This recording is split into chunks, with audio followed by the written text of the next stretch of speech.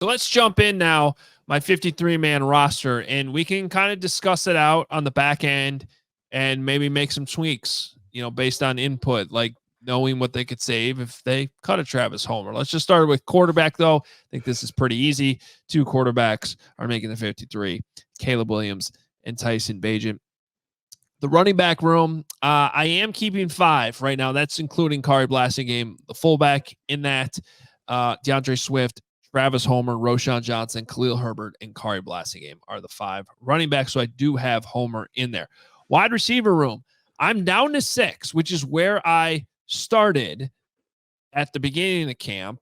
And I'm including Velus Jones, though, in the, like, wherever you want to put him, it's confusing, right? Maybe he's his own category, just like Kari Blast. Maybe you take Blasingame and Velus Jones out as like sort of hybrid players, whatever. But right now, for the sake of numbers and adding these positions up, I got Velus Jones still with the wide receivers, DJ Moore, Tyler Scott, Velus Jones, Keenan Allen, Roma Dunze, and DeAndre Carter. I got him and Velus both making it. The more I work this thing out, I think there is a path to get there. Tight end.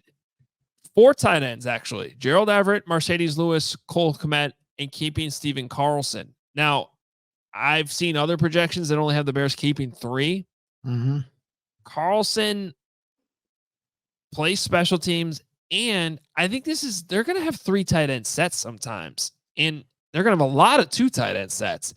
So you're thin if you're only keeping 3, in my opinion. So I think they keep 4, and I think Brendan Bates probably sticks on the practice squad too. But I do have him on the initial list of players getting cut. Offensive line, I have 9. Darnell Wright, Nate Davis, Coleman Shelton, Braxton Jones, Ryan Bates, Karan Amagaji, Tevin Jenkins, Matt Pryor. I think if his situation got solidified, I think he was probably going to make it anyway, but with Larry Borum out, you're going to need Pryor now as possibly your swing tackle. And then this is a name we have not talked a lot about, Jake Curran. I have him making the 53. This guy played with Shane Waldron in Seattle, and the same type of reason I have DeAndre Carter making it. Coaches need to trust these guys, and I think there's a level of trust there. Now, you can certainly make an argument for keeping 10 O-linemen. I want to have that discussion here in a second. I ultimately went with 9, but if we're going to tweak this a little bit, I'd probably add in another offensive lineman here if you're like taking somebody like Travis Homer out of the equation. Let's go to the defense, though. 11 defensive backs. A lot of these guys special teamers. Speaks to the depth I said off the top of the show. I think there's 14 guys that are worthy of being on a 53-man roster in the NFL. Okay, but the guys I have making it ultimately, Jalen Johnson, Kyler Gordon, Jaquan Brisker, Jalen Jones, Elijah Hicks, Greg Stroman Jr., Tyreek Stevenson, Kevin Byard, Terrell Smith, Jonathan Owens, and Josh Blackwell. Now, linebackers, I have 5. Amen Agbogbamiga, Tremaine Edmonds, TJ Edwards, Jack Sanborn, and I'm going Micah Baskerville over Noah Sewell. And it's basically, to your point, Braggs, that you made earlier, off results, staying healthy, making plays. But it wouldn't shock me if, Noah's back healthy. They seem to like 2 years in a row for Micah Baskerville making plays. Yeah, exactly. And now D lineman, I got 8 making it. Austin Booker, DeMarcus Walker, Zach Pickens, Andrew Billings, Montez Sweat, Javon Dexter Sr. None of those guys are surprises. The last 2, Daniel Hardy deserves it. And this goes back to what we just talked about with Matty Eberflus with some questions about defensive tackles. I think Byron Cowart makes it sort of out of necessity for depth.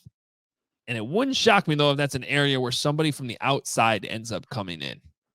And maybe he's not there a couple days after final cuts. But that's who I have on my initial 53. Finally, 3 specialists, Cairo Santos, Torrey Taylor, Patrick Scales. Now, I will go into some of the things that you can massage this and make some changes. But before that, anything stand out that you guys want to react to right away? My biggest quibble is with the defensive backs. I don't know. I think Reddy Stewart's got to be on this team, and it's a tough cut, but either Greg Stroman Jr. or Terrell Smith's got to go, or Josh Blackwell. Whoa, Terrell Smith's not going anywhere. Yeah, probably he's your number one fill-in at outside corner immediately, and he's pretty good. Well, then it's going to be Stroman or Blackwell. For who? For who? For Reddy Stewart. As I like Reddy. Yeah, he started the training camp making plays. He got first team reps when Kyler Gordon was out in the slot. They like him a lot.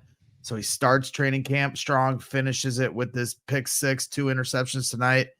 But I just think he's a practice squad candidate in the making. I mean, that's likely where he's going to be if I had to bet, but I don't think you have your best 53 then. That dude has a phenomenal sense of getting his nose to the football. He's been doing it all preseason. This is an under the radar. Brian she gets a ton of credit on Reddy Stewart. If he's not playing now, he's going to be playing at some point. He's can't make the go ahead. Yeah, he's a ball hawk. That's what he's got a nose for the football. He keeps his eyes in the backfield. He's in a good way. And you could see it on that first play before he had the interceptions where he made the nice break on the ball and the tackle, how his reaction time is good. And so I said, I want to, as soon as I saw him make that tackle, I'm looking for a Reddy pick 6 tonight. And he almost got 2.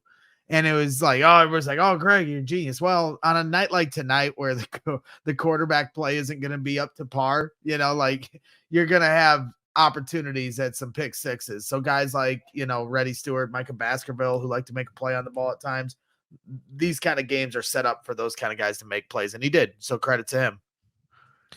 Now, here's my quibble, your quibble, Carm, and why I made, because I don't disagree with anything you said, but you keep Reddy. Mm-hmm. When's he getting on the field? I don't know. I mean, you know what I mean? Like this is where your depth almost hurts you because you have so many guys that, like I said, I think Terrell Smith's in there before him. Well, who's your nickel if Kyler goes out? Because when Kyler was out at the beginning of the training camp, they had Reddy Stewart as the starting nickel, and he got a while. Right, he got an interception on Caleb Williams. So that was cool. I'm just asking, so if Reddy's not in there, Kyler goes out, who's your nickel? Probably Josh Blackwell. And you saw when Blackwell went in there against the Bengals last week, you almost confused him with Kyler when Kyler came out because he looked just as capable. And he's been around longer, and I can tell you for a fact that they love Josh Blackwell on special teams. He's way ahead of Reddy. I think he's ahead of Reddy Stewart in the depth chart at nickel, and he's way ahead of Reddy Stewart when it comes to special teams. Well, and with this, we are talking about the position group that is the strongest on the team, so it's going to be tough for Reddy to crack. That's what I mean. Yeah.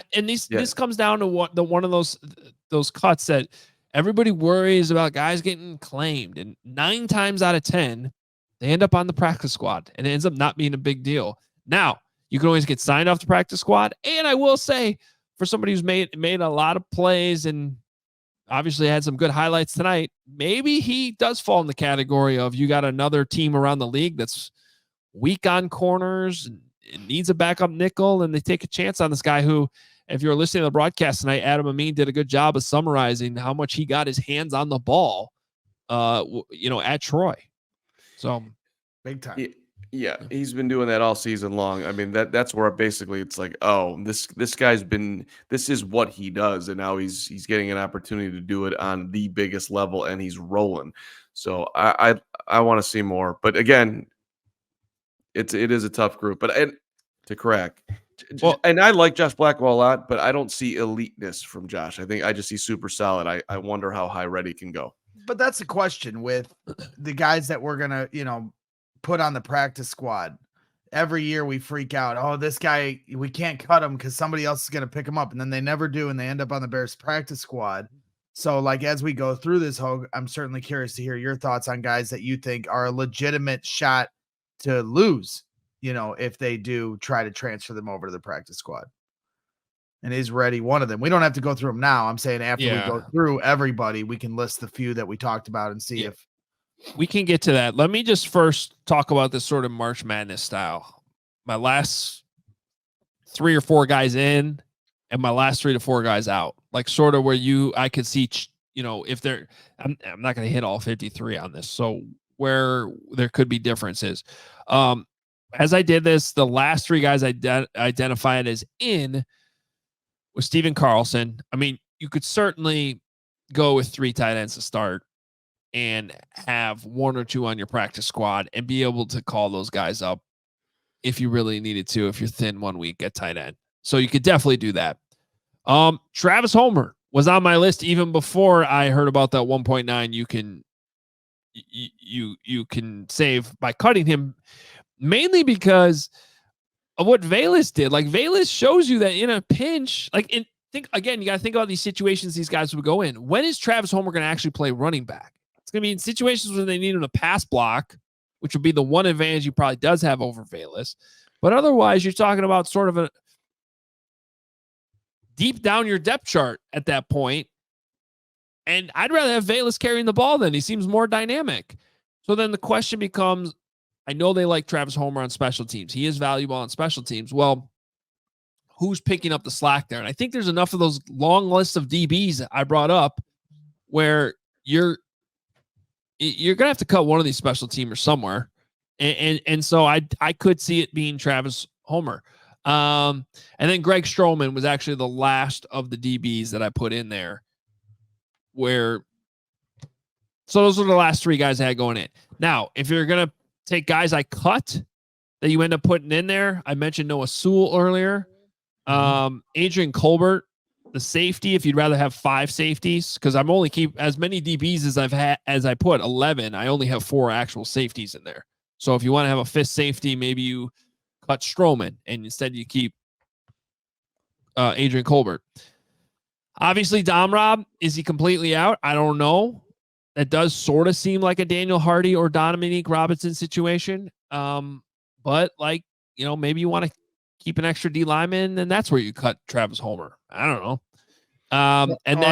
And that, just to jump in real quick there, because when I was going on my freak out instant reaction, I kind of glossed over that and kind of shined the spotlight on Daniel Hardy. But Dominique Robinson did not make enough of an impact tonight, whether that's fair or not. I would argue the whole preseason. Yeah. Right. Austin Booker's making an impact. All these different guys are making an impact. And Daniel Hardy's flashing every game, and Dominique Robinson's not flashing. So, to me, this is 2 years in a row.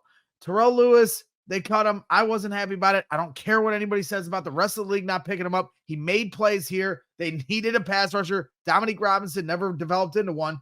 Here we are in the exact same situation again. This time the name is Daniel Hardy. Give one of these guys a shot. Dominique Robinson has had enough shots. Yeah. And then real quick on the offensive line, I have 9. I could definitely see 10. I just can't figure out which one it would be that stays. I think it's a combination of Bill Murray, though, Jerome Carvin, and Doug Kramer. One of those 3, and it would mainly because of what there's 2 guys that are still injured right now that we have to keep in the back of our minds that it could affect roster decisions. Okay, one of those is Ryan Bates. I haven't seen a lot of him in the last week. So, and if he's out, you got to keep another center. Yep. And so I think he's probably okay for week 1, but if he's not, they're going to keep another center. And then the second one is we haven't seen Patrick Scales at all since he got hurt. Is he on track to play week 1? Because if he's not, you have to keep Cameron Lyons. You might have to potentially keep 2 long snappers at the start of the year just to be able to get through the first game. That takes up a roster spot. Mm-hmm. And then now, you could probably waive Cameron Lyons and get him to the practice squad or pick up a long snapper last minute. That tends to, if you're really fudging the numbers here, you could probably get away with that and bring him back for the game a couple weeks from now. But that is something to keep in mind. Yeah, that is not ideal. Plus, add into that, you're keeping Karan Amagaji because you have to, and he's not ready to play. So that was the question I was going to ask. So Karan Amagaji makes the roster, but then do they put him on IR with designation to return? It's possible, but he's not. He's not. Like, how does that roster spot work? Somebody explain this to me like I'm 5. Well, he has to be on the initial 53 to be put on IR to return. And that's another spot where you wonder about what happened tonight with Larry Borom. Like when we talked to Ryan Poles on Monday, he was sort of hinting at the fact that they're going to be patient, but they do think he's going to have to play at some point this year. But the amount of injuries will kind of determine the timeline. And he had a pretty big injury tonight with Larry Borom.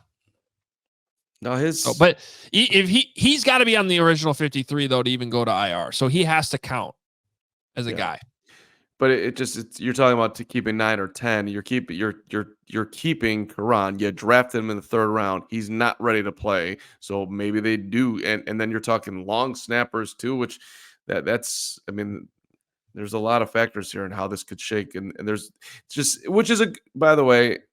Good problem to have. Bears are going to lose some players. They don't want to lose. The roster's got a lot more depth. Congratulations to Ryan Poles and company. That and the scouting department that they have gotten to this point. But it's tricky. There's some moving parts here that they would not have chosen. Obviously.